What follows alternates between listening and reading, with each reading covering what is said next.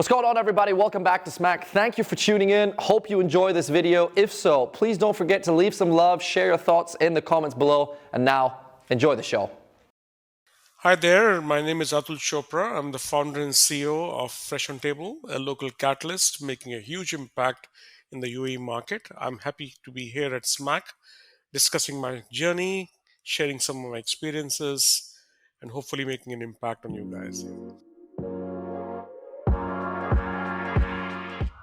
Hi, and welcome to Smack. My name is Philip Ibrahim, and today I had the immense pleasure to speak to Atul Chopra, the founder of FreshOn Table.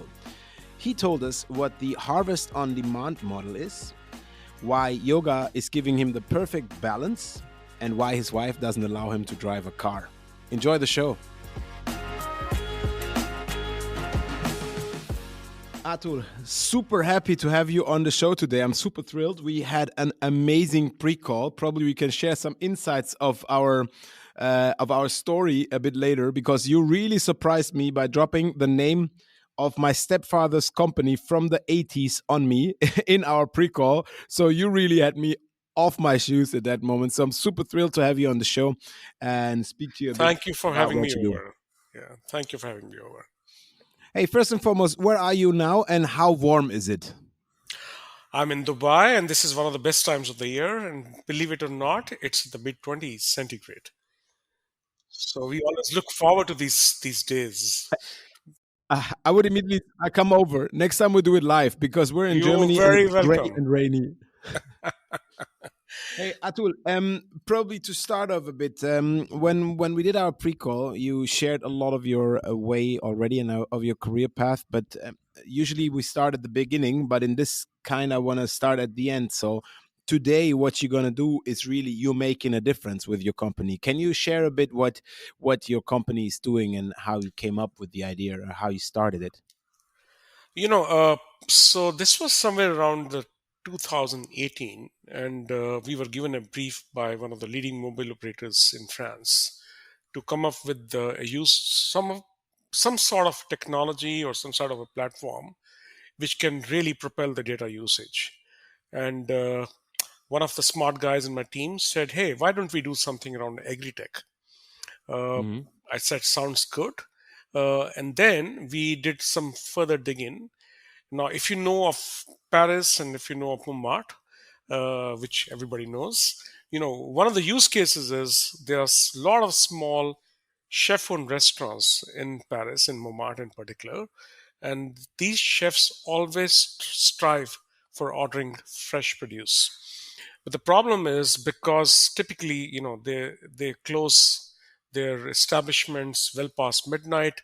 At that time of the night, they cannot call anybody in person. Only thing they can do is to call into a voicemail and say, "I need this for tomorrow." Unless they're super adventurous and can go to a fishmonger or a farmer's Mm. market in the morning, which actually doesn't really work every day, because you're closing this at 3 o'clock. To be able to go to a fishmonger at 5 6 is practically impossible. Mm. But having said that, there are a lot of farms around Paris which produce some of the beautiful local produce. So what we did was we connected those farms with the chefs uh, in Montmartre on a digital platform. And so if I was looking for a particular variety of lettuce, for instance, a Lolo Rosso or a Lolo Bionda, I would just Mm. click on it and see which farm had it, and then I would see what is the distance between the farm and my establishment, and then I knew where to order it from. So this was a basics, very simple use case. We presented that at Viva Tech in 2018, and it got significant eyeballs because Nice. it was a simple idea, but it was a clever idea. Let's put it this way. And I also happened to meet one of the U.S. senators over there at that time, who Hmm. invited us to do a use case, to do a pilot in the state of Maryland in the East Coast. Now, sitting A where lot we of sit, producers there as well, huh? absolutely, sitting where we Yeah. sit, we all tend to think everything is perfect in the United States. It's a developed economy, but you know what? There are so many small farmers over there who literally Mm. struggle to get their produce across to the consumers. Now, we also know that anything which is fresh and healthy goes to a big brand I won't name it, and it Mhm. becomes beyond reach of most people. Mhm. So we lapped on the idea. We started connecting some of the local farms in two particular counties in state of Maryland, but we made it even more interesting. So we Uberized it. So by that, Mm. what I mean was that if I'm a farmer and if I wanted to get my produce across to you, who is a small family owned restaurant, but since I did not have the means to deliver it, whereas Mhm. my neighbor had a truck, and he would say, hey, guess what? I got a truck, I can deliver it for you for a small charge. So this is what we did over there. And that means you added as well a sharing economy part of it because That's you correct. you So make Uberize use it, of, yeah, nice, Yeah, super good. Uberize it.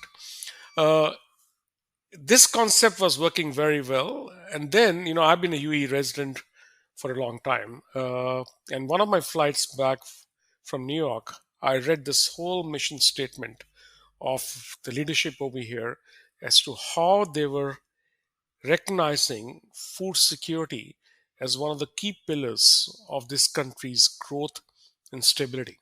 Now, mind you, this is all so futuristic pre COVID. Post COVID, everybody thought of food security and so on and so forth, but this is pre COVID.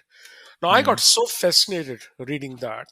And I say, hey, listen, I'm living in UAE. Is there some business opportunity in UAE itself? I came over here, happened to be introduced to one of the leading members of the royal family who had just Mhm. come doing a master's from Cambridge, and was what I would see a beacon of sustainability uh, Mhm. in this nation. So she kind of prevailed upon me that look at what we have over here. Sustainability is not new to us. Farming is not new to us. But Mhm. what we don't have is a platform like yours, and of course, no awareness. There's practically no awareness. So we did some research. I hustled up a small team, and to our surprise, we found that there were more than 20,000 farms registered just Wow. in Southern Emirates itself. But they had census which were dating back to 4 years, 5 years, no idea of what they were producing and so on. So I thought, there's always a opportunity in something like this. And then the nation was just about adopting agritech. So Mhm. hydroponics was just about coming up.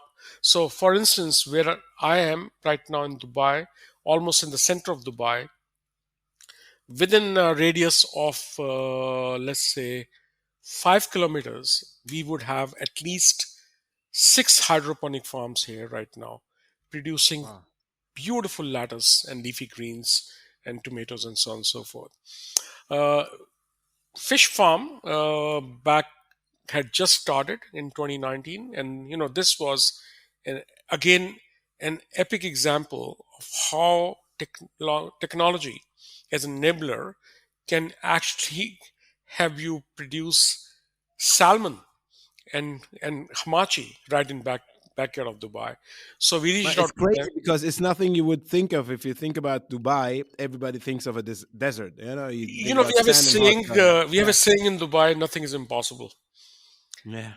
And this was an epic example of all that is happening.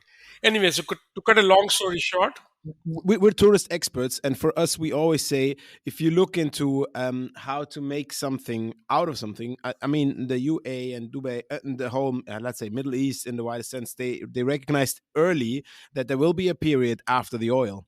So a lot of their ideas are future driven, which is quite amazing to see, not only in terms of tourists, but in what you say that. You had a good idea and you delivered something in a place where you had the ability to grow with the backup of a state, which is amazing, huh? absolutely. So we just concluded COP 28 over here, and Mm, fossil fuel was one of the big discussion points. But mind you, this what's changing a lot of things is the climate change. yeah. This country thought of food security in 2019. Australia, Spain, all these developed countries are thinking about it now, which are supposedly granaries of the world, right? Yeah. But what's triggered this? Climate change. You now have floods, you now have drought, you have temperatures soaring to the high 40s or 50s. So, all this havoc which is being caused to the planet. I think, again, going back to the futuristic vision, prompted us to come back over here and say, look, let's look at what's going on over here. So I saw this as a tremendous opportunity, reached out to some people in the industry, very encouraging. Already, a lot of them actually in the culinary world couldn't believe what we were trying to pitch. They said, "You must be joking. There's nothing which grows over here except tomatoes and maybe some cucumbers." But then we started doing modest farm visits for the chefs, and what they saw just blew them away. And I think, yeah, this idea has so much. I mean, I cannot take enough notes to cover it all. So first of all, you helped to develop the agricultural sector. That means you connect those people producing with those people needing using it in a time scale without having a huge partner in between who takes a portion of the margin in an extent that might be too much. That's one. Second, you help educate people.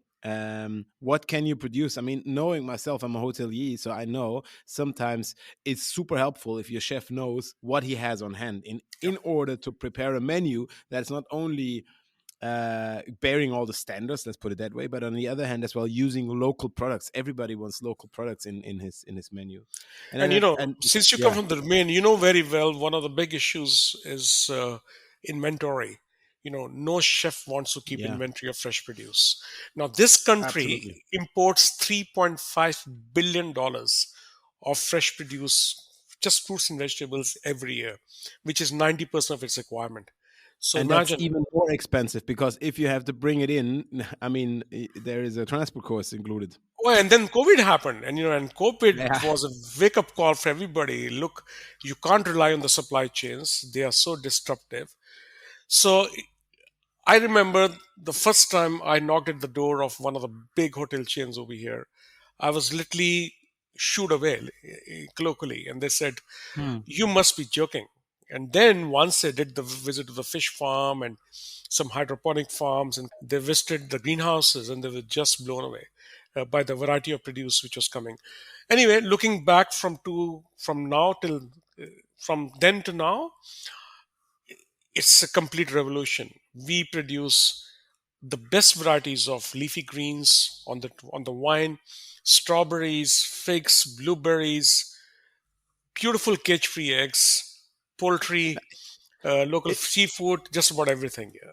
it's amazing because you say we produce. So I think you read yourself much more as an agriculture producer than as the how you say the bridge between, well, how you started. At the beginning, you were a bridge between a chef and a farmer. Let's put it very simple. So I call myself a catalyst. We are a catalyst. So as a catalyst, we have to understand the pain points of Hmm. both our producers as well as our users. And being a hotelier yourself, what's the single biggest pain point you have is consistency. Absolutely. And You know, now coming back before we see where you grow and probably talk a bit about the data that you analyze in the beginning. My problem, and I can tell you that my family lives in the south of Germany. I live in Berlin, which is 6-7 hours drive by car, which I did quite often. And very often you tend up driving back on a Sunday. Germans very particular close a lot of literally 99.9% of their shops on a Sunday because it's a holy day. Nobody really does the big works there. And I always liked passing through some of the most biggest agricultural regions of Germany. And I thought so often, my grandparents had a farm, so I'm grown up on a farm. I'm a farmer's boy, and I always said, "Man, there's so many farms around. Why can I not stop somewhere and just buy the dinner in a 6-hour drive before I coming home?" But there is not a technical solution for me. I cannot just randomly drive off the autobahn and then look around who has open, who will sell me eggs or bread or whatever. And I said there must be. I was driving more back in the days, but I said there must be an application that says I have a farmer's shop on my market and I'm open on Sunday. I'm selling on Sunday. Come by if you want milk, eggs, or bread. So your idea is exactly what I always said. This will help a lot of people traveling from A to B in order to prepare their own food in a certain way. So you really, I think there is a pain point there. Wherever you want to combine the small farmers across the street with the people who live further down the road. Let's call it the booking syndrome, because we're all hoteliers, you know. We're able to cater to the people in Germany who speak German, but to a Vietnamese person, as our website is not in Vietnamese, it's a bit more tricky. So we need a partner like Booking. So I really understand what you're doing there. Hey, looking in the beginning, you said that we were, you know, we wanted to work with a mobile operator and was about data usage. How did that help you providing the offer of what you have today? Oh, this country is very blessed. We have 5G coverage Yeah. across Thank you. Thank everywhere. you. Even if I go to the nook and corner, connectivity is fantastic. So, we leverage telecom backbone a lot because that's how we use the technology to connect our various stakeholders. So, Mm. I don't think we would have found any other country like this with such fantastic data coverage. Even in Europe, you have blind spots. You have blind spots practically everywhere. But coming from a strong telecom background as I come from, I think we are very blessed in this place here. Hey, and now looking back in, I still did not forget how you got where you are today. But looking back at the technical solution of what you provide, how are you growing? I mean, there's other places. Literally every metropolis, every bigger city needs your solution in some extent. How do you want to grow that bigger and outside of the UAE? So, I don't want to jump the gun, but I have a strong tech entrepreneurship background. And one of the reasons why we could do what we do here is we have a very fantastic in house technical team. So, we built a very strong tech asset. So, that tech asset is the one which connects all the stakeholders, be it be farms, be it be our own operational team, be it be our Horeca partners, as well as our logistics. So the platform has been designed in a manner that it is scalable, it is Hmm. multilingual, it is multi-currency, and it can adapt to any new country very easily. Uh, in the roadmap is our presence in Saudi Arabia because it's contiguous, it's part of the GCC region as we Hmm. call it, Gulf Economic Zone. Uh, but we are not stopping over there. We're also looking at Spain at the same time, because as you rightly said, the idea is very simple, but I think operationalizing it is where the proof of the pudding lies here. So I think having used UE as a test bed, which most people find practically hard to believe, even I have people coming from the US and keep people coming from the Europe and saying, you really did this in UAE? Because nobody can believe UAE has farming or UAE has this kind of infrastructure Fish and all that. farms, yeah, Fish guy, of farm, course, yeah, doing yeah. salmon, doing blueberries, doing strawberries, so on and so forth. So, to answer your question, I think we have designed consciously the tech stack in a manner that it is designed to scale, and for us market entry into any new country or a new market is only adapting to the local practices, which of course the Mm. nuances will differ, primarily again the taxes. And and and if I look into the business model, if what I would be scared of, but probably correct me if I'm wrong. I mean, never scared. But if I look into the initial problem of small companies dealing with small companies, talking with a million different farmers from everywhere of a huge country might be require a lot of talking. Let's put it that way. And behind a lot of talking is a lot of people who have to click a button at some point and said, "Oh, you said yesterday you have lettuce, but then you sold it to your neighbor, so you don't have lettuce anymore. I have to take it off the box in order to make the experience for those who really want the lettuce and stay in this example as interesting as before." Because back in the days, the nice thing was you went to a market and you went early because the good things are gone by 12, and then it's your own thing, whatever you have. And I think this is where the biggest trouble lies, especially in countries. I mean, I'm Germany, probably France, similar, where a lot of small, big-headed with big egos farmer boys still doing amazing products, but they're probably not as strong on the technical side, huh? Probably. Well, we follow something like harvest on demand model. Yeah. It's and again, going back to it, only technology can make it work. Now, harvest on demand means, and again, let me clarify, we don't do any B2C. We don't do any retail business at all. Yeah. Our customers or our partners are Horeca, and we are very, very proud to say we work with top brands, global top brands. Let's do some name dropping. Come on, Come Atul. on. Shoot one. Okay. One that starts with an Hilton, H. Hilton Ah. is Rotana, Hilton, Jumeirah, Marriott, Accor, you name it, and also some of the best Michelin star restaurants, Zuma, Cipriani's. I mean, it's about a 350 long list of partners. Each Wow. partner is very valuable. Each partner is very important. But also, I think what I have now sanitized my team is to learn the pain of the chef, because we all assume that the chef's job is very nice, very cushy, but I think it's probably one of the most difficult jobs in the world. And what we try to do is to do Shout our out to little. all the chefs. I tell you, a shout out to all the chefs. There's one thing in this industry I cannot do. Otherwise, you only get eggs, scrambled eggs, and sunny side up eggs. But what these Oh, they're these artists. I call them the artists. I agree. They're Yeah, artists. They're 100%. magicians, because yes, we give them some beautiful ingredients, but they create the magic out of those ingredients.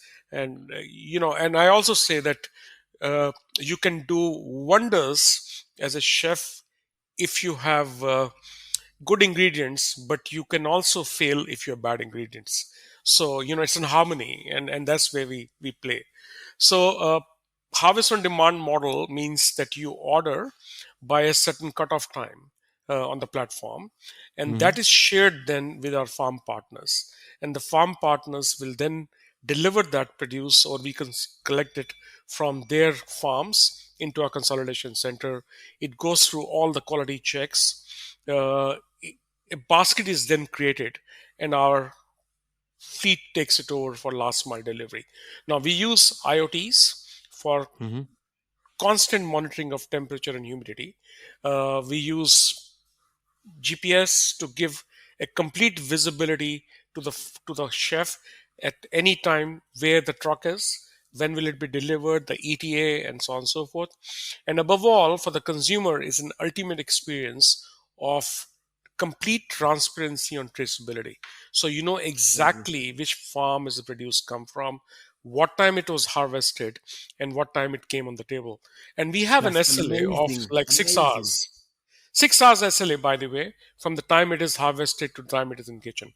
Now, this means that he doesn't have to carry any inventory.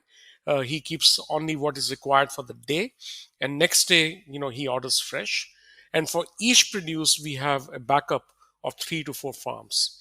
And again, the algo decides which is the best farm fit based on distance, quality, and mind you, all the boxes have got to be ticked on HACCP and on quality certifications, if it is organic, if it is naturally grown, and all that stuff. So it's quite complex, but I think I'm very blessed. Besides strong partners on both sides, I have an excellent team to work with as well. And No, we it's a don't hire great idea. anybody. The way you do it is amazing. No, and we don't hire anybody unless the first thing is, are you passionate about what you want to do? Because Nice. this is a business of passion. This is a journey of complete dedication. And if you can't tolerate the tantrums, don't mind me saying so, but in a positive way of a chef, don't join it. Amazing. Hey, but you said earlier in Maryland you were touching on the Uberizing thing. Did you stop that now, or is that? Yeah, we don't need to do that. In Yeah. UAE, you don't need to do that, because UAE is a very different model Yeah. altogether. Yeah, UAE works very differently. The distances are not like what they are Yeah. in the United States, and also there's a lot of licensing issues and stuff like that over here.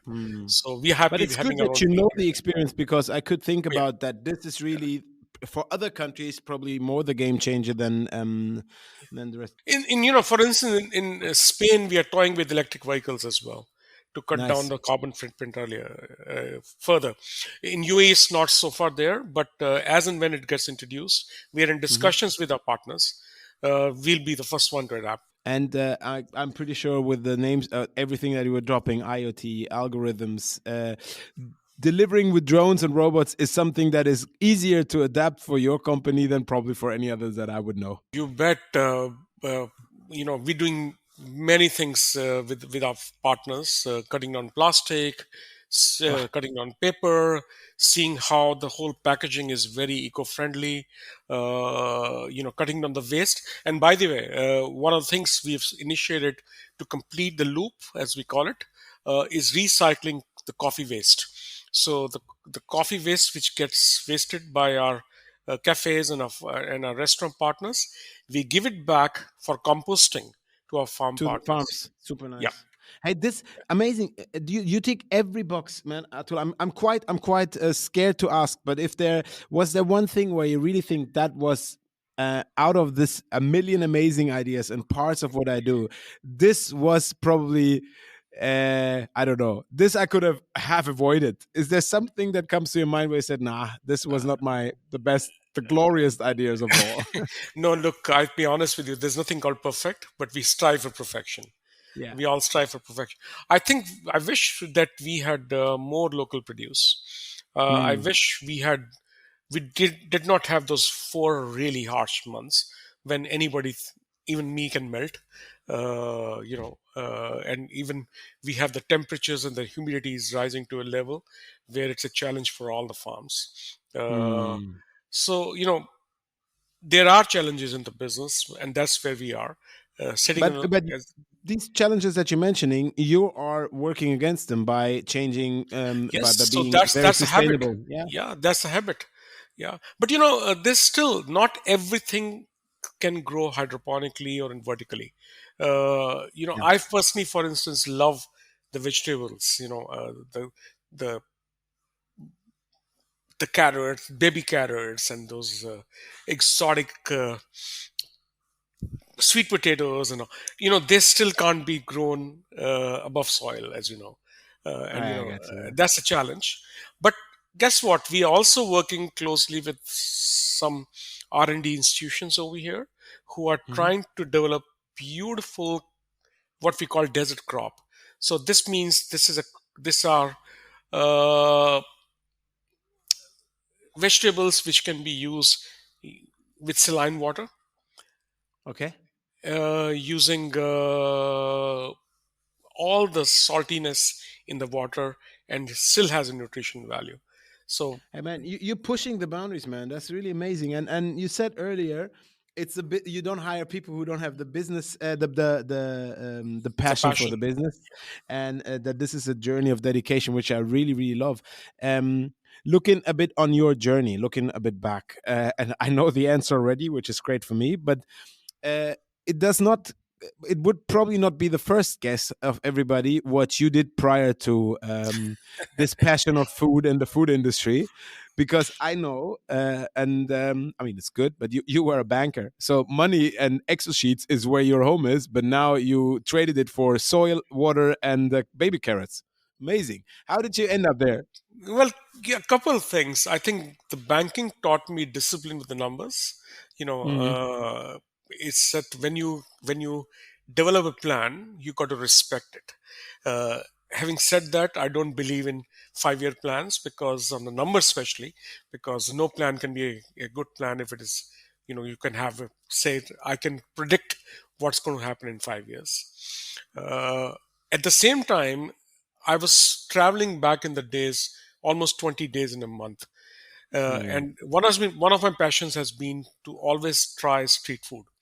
Wherever I went to a new country, the first thing I would go do is eat by the street hawkers here and see what is the local flavors and local tastes look like. I think a lot of it comes from my orientation in India. All it be I've lived everywhere in the world, especially Hong Kong, and Hong Kong has got some fantastic street food, which Hmm. is got unparalleled. But it's also the time I thought maybe is to make a change and give something back, and do my little bit.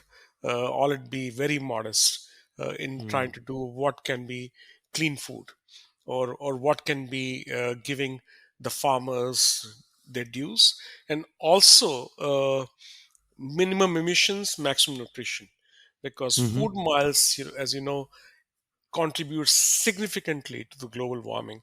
We never talk about it. We typically only talk about fossil fuel and greenhouse emissions and all that. But trust me, the food which travels is also contributing a significant amount to the global warming as well. Yeah. So Wow. I'm doing this along with my colleagues, a little bit of a uh, we're doing our best to make a little change and impact. Hey, but Atul, back to where you started. Huh? I'm not gonna let you off the hook here. So I do see you. Back in the days, you were wearing a suit and a tie, and then you were dealing big numbers somewhere, and you really making investments. That is your? I don't want to say the old because you're still young, but the Atul from back then. That's what you were. Well, I was making as a banker others rich. No, That means you were a good and banker. and I Why was did you give making up? and I was making a fee for myself. But let me say something, and this may be sounding a little philosophical, but I'm now striving for wealth. And the definition of wealth is beyond money. The definition of wealth is what you're leaving behind as a legacy, and it is so heartening when I have our partners say good things about what we're doing over here. Really, it just makes up for all the great work and hard work you're doing over here when there's recognition. And this country has been very generous to me. Mhm. They've literally put me on a pedestal by consecutively now in 3 years putting me in the power list of F&B for the region, game changers and so on and so forth. So there is recognition, and I think which means you up the bar every time. There's recognition because every success means there's more expectation, and we are doing whatever best we can, and we keep pushing the envelope for Mm. me and my colleagues to deliver even a better experience every time. Hey, your origin is India. We had that already. Where in India? Where in India are you from? I Well, know. home I is know New for a fact Delhi. it's quite. It's always important to ask that because there is, like in every other country, quite important issues. Oh, big country. No, home is New Delhi. Born, raised, studied over there, brought up over there, and then of course I traveled internationally after that. Stint in Hong Kong, on the Wall Street, now UAE. 16 countries in Africa was my playground, literally, when I was doing my telecom business. Wow. Latin America, just about everywhere. Yeah, You have but seen the world, but now I've you seen the ended world. in UAE. That's great. Hey, but Yes. coming from Delhi, that means big cities should not be should not scare you at all. I don't know. This is a mega city. No, actually, it hardens you. Okay. Can you drive in Delhi? Can you drive a car in Delhi? You know what? I'd be honest with you. I'd like to drive, but my wife doesn't let me drive. Can I ask why? Is she scared or Yeah, she's scared. She thinks that either I'll block traffic or I'll by being too disciplined, or I will just honk a bit too much, which will get on her nerves. So I do take help of my drivers over there who have been very nice and very kind to drive me around for many years, and I, they're part of our families. So I tell you the reason why I'm asking. You know, as you know, I'm I'm a German. Yeah, cars are part of our industry. So I said I can drive everywhere. If you drive in Germany, man, you can drive everywhere. And then I went to Mexico City this year on holiday, and I had my chef ask me, "Hey, are you going to drive there?" I said, "Of course, I have a rental car. I have to get around." He said, "Okay." He didn't say much, but then I went to Mexico City, and I have to say, man, I drove in Africa. I drove everywhere in the world, but Mexico City and mega cities—that's a different ballgame, man. I was frustrated. There's no, no navigation. Don't know where to go. Everybody's doing left, right, whatever they do. There's a donkey coming, a car coming. So I said, okay, there is a listen, what's moment in happening life. in Paris? Can you drive in Paris? Yeah, yeah. Paris is not easy either. I mean, we have as well in Berlin six lanes of a circle, and if you make it on the wrong lane, you have to go two or three other rounds around the Siegessäule. So Yeah, but I if agree. if I have to see if anybody swearing in French, I think Paris is the most beautiful place, especially when you're sitting with with the taxi driver. It's so fun, and I enjoy it. I said, "This is deja vu. This is like back home." No, but Yeah, there I are the think. places I can't mention because of political reasons, which are, let me tell you, even more nightmare than even New Delhi or any other places. Yeah, No, but look, it's culture. I Yeah, agree. yeah. And I'm happy taking, as you said it nicely, I'm happy taking the help of people who know the way around and probably are the better driver in a city. So I'm probably a good driver in Berlin, but I might not be the best driver in Delhi. And this is one thing I learned already. But Hey, less number of people die in Delhi on road accidents. By the way, very often you hear the same things because yes, with all the chaos, there is one yes. mutual thing in all this country, and it's respect. And this is usually There's method in the madness, as they say.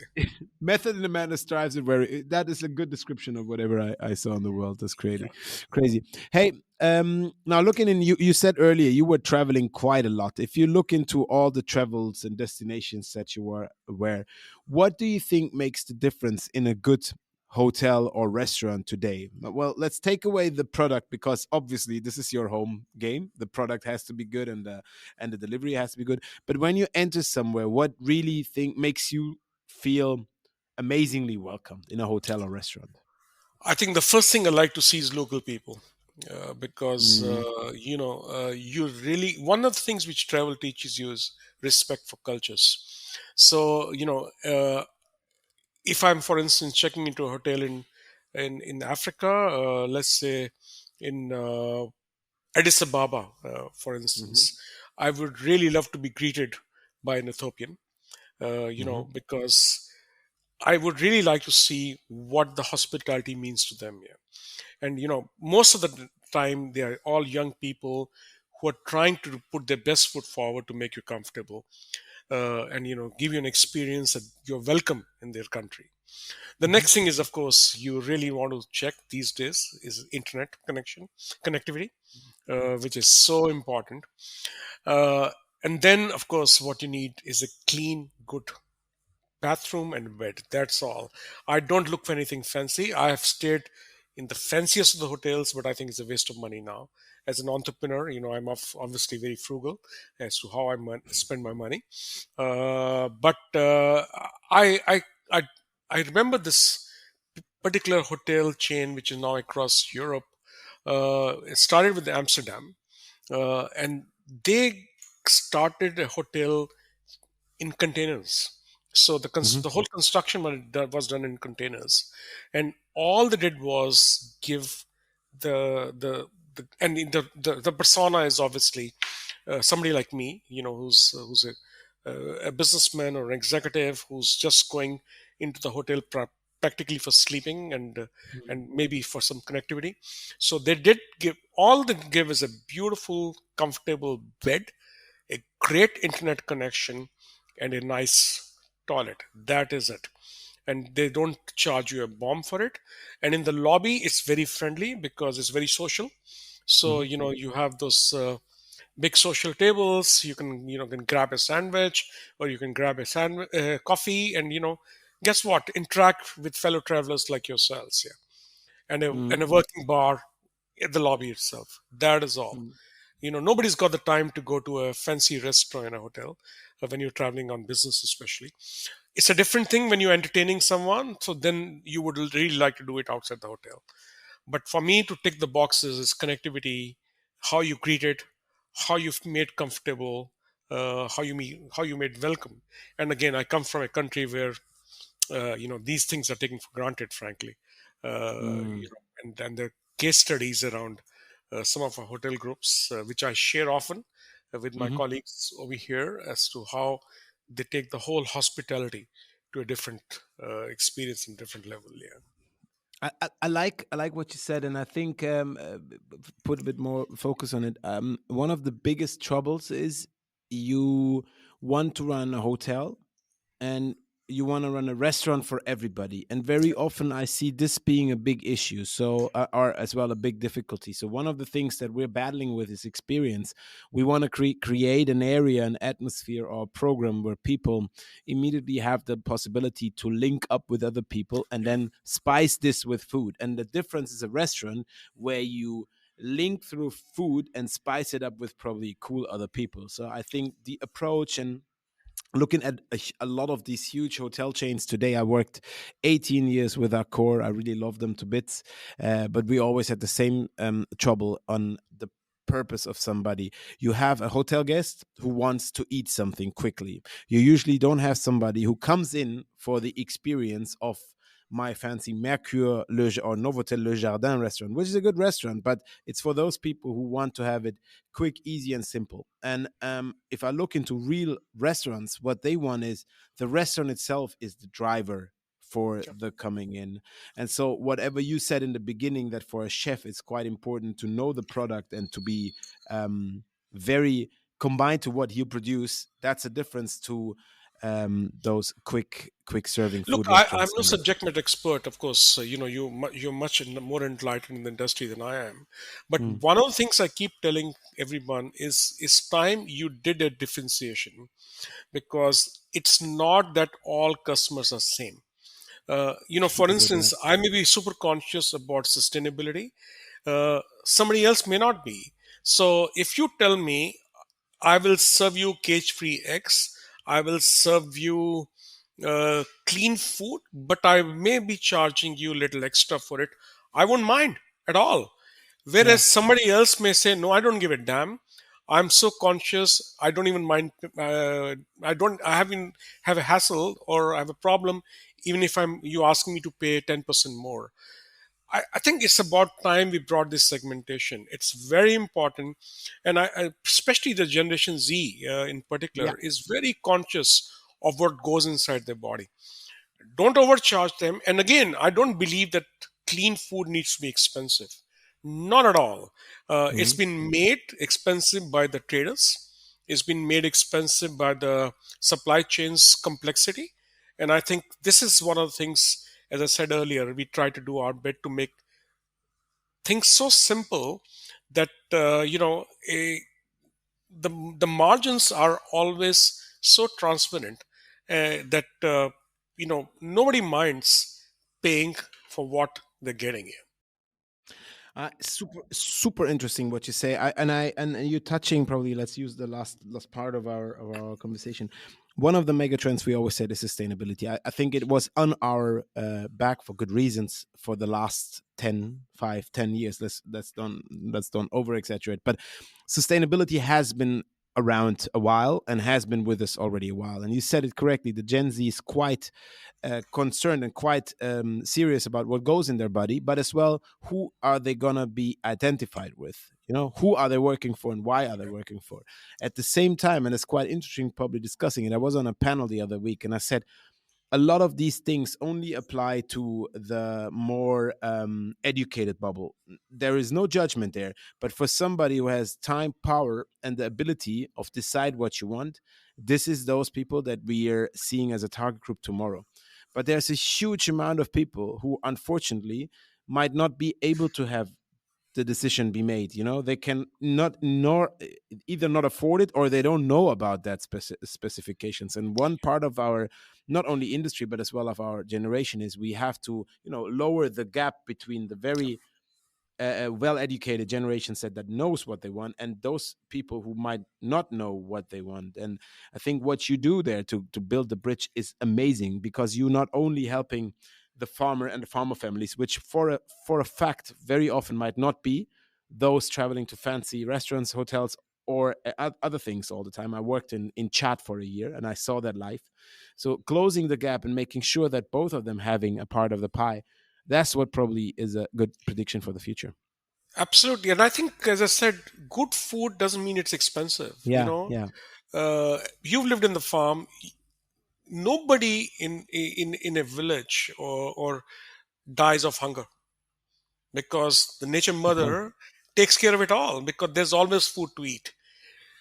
The whole hunger is more of an urban phenomenon. and that's because your needs are not met, economic needs are not met, but your need for food is always taken care of in a village. There'll be always something, whether you can pluck from a tree, or your friendly farmer friend or something. You would never die of hunger. you know Mm. uh, Drought, floods, those are different things. Those are natural calamities which nobody has got any control under. But I think it's important to not only create customer awareness, education, but also do a market differentiation. Don't force on people who don't want to pay more, because sustainability comes at a cost. Let's accept it. If you want to remove plastic, or if you want to say, I'm going to do only follow a certain packaging, it's going to cost a little bit extra. Why do you want to force it on everybody? But having said that, there's a certain class or persona who are more than happy to pay for it. So let them pay for it. It's a good balance. I think Yeah. everybody is happy, and that's the best form of any hospitality industry. Yeah. We are all there for customer experience at the end of the day. Hey, Atul, how does your time away from food and products look like? What is your hobby? What are you doing with your family? What do you enjoy? Come on, you're Indian. Is it rugby, polo, or Yoga, what is it? yoga. Yoga. Okay. Yes, I'm a Really? big yoga fan. Yeah, absolutely. I think yoga has made a huge difference to me. In terms of cooling me down, in terms of my thinking, my focus, my whole thought process. Even looking at others, I now look at others in a much more compassionate way, manner than I used to be earlier, because it's a fusion of mind, body, and soul, as we say. And I think I've been working on all three elements. But yeah, I think yoga is one big thing. Uh, I love to watch my Netflix. It's a great way of breaking my monotony, and then of course spending time with my family. The kids are not with us; they're in different countries. But whenever get together, for me it's quality time. That's important. Atul, it has been an immense pleasure talking to you. I'm so thrilled by all the things you said, and as well by what you do, because I can assure you from the other side of the world, you're really making a difference and you're really ticking a lot of boxes. And I really, really, really hope that what you started with the combination of e-education, bringing good food, making sure that everybody in that supply chain is transparently informed, has a great value and a great thing for the future. So thank you very much for Your that. kind words are very gratifying, and I hope and pray that we can continue making a difference. And these words are again very encouraging. And as I said earlier, I'll raise the bar further.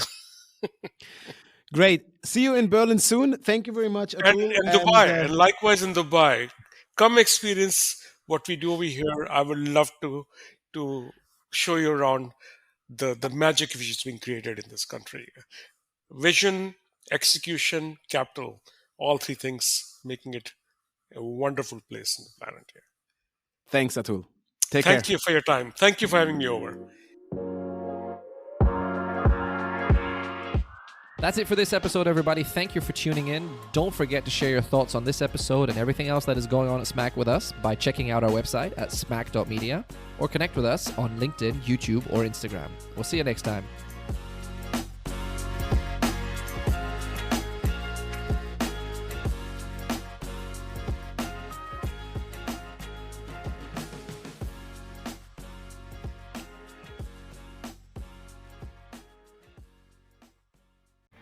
That's it from us. Thanks so much for watching. There's more where that came from. Check out our content right here and right here. And if you loved what you saw, please don't forget to subscribe and follow us on our social media channels. They're right below this video. Thanks for watching.